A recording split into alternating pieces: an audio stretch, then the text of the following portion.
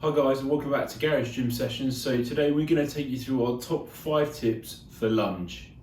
So number 1 is direction. So we like to use 3 directions for our lunges. The first is forwards, the second is backwards,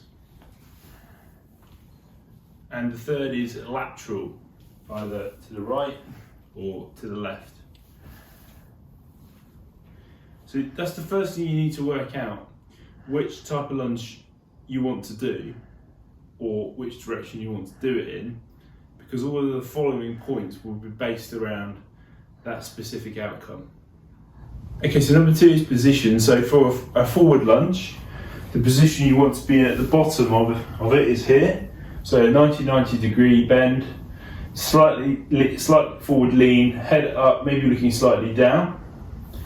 For a backward lunge, this is the position you want to be in, so it's almost the opposite. You might find that the angle of the back leg is slightly greater because you're having to support more weight with it, and your upper body is more upright, not leaning forwards as much.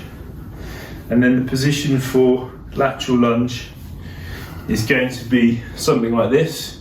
So 45 degrees with a non-weight bearing leg, 120, 150 degrees with the weight bearing leg, loading the glutes. If you find that hard to get into, stand as wide as you can and then fall to one side.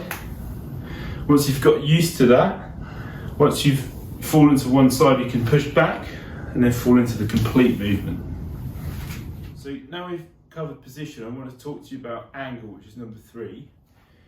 And they're all pretty similar. The angle that you want to lunge in is about 45 degrees. So if I'm going forwards, I'm going to want to try and maintain this movement pattern like so. If I'm going backwards, I want to try and do the same. It'll probably be slightly shallower though, just because of where my weight's going. Isn't the same as the forward version. And then for lateral lunges, again, it's the same. It's about a 45 degree cut towards the floor.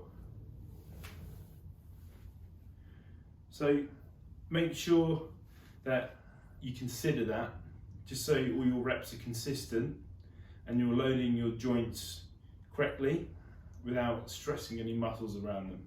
So number 4 is speed. So on the way down it wants to be slower, on the way up it wants to be quicker. Why? Because on the way down you want to absorb the force eccentrically and the muscles lengthening. On the way up you want to produce more force and the muscles concentrically contracting on the way up. So forwards lunge, 3, 2, 1, 1. Backwards lunge, 3, 2, 1, 1. And for a lateral lunge it's the same, 3, 2, 1, 1.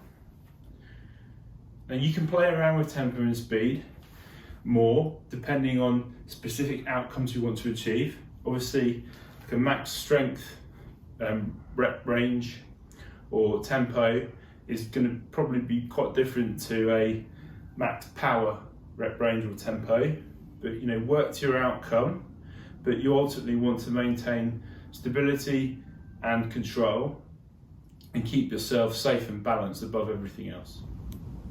So number 5 is consistency, making sure you're consistently hitting the right direction, the right position, the right angle, the right speed throughout all your reps to make sure the quality of what you're doing is as good as possible. Good things done well with high quality over a consistent amount of times add up to great results. So there we have it guys, I hope you find those useful. For tips on how to progressively overload those exercises, check out the link in our description. Any questions or comments, please drop below.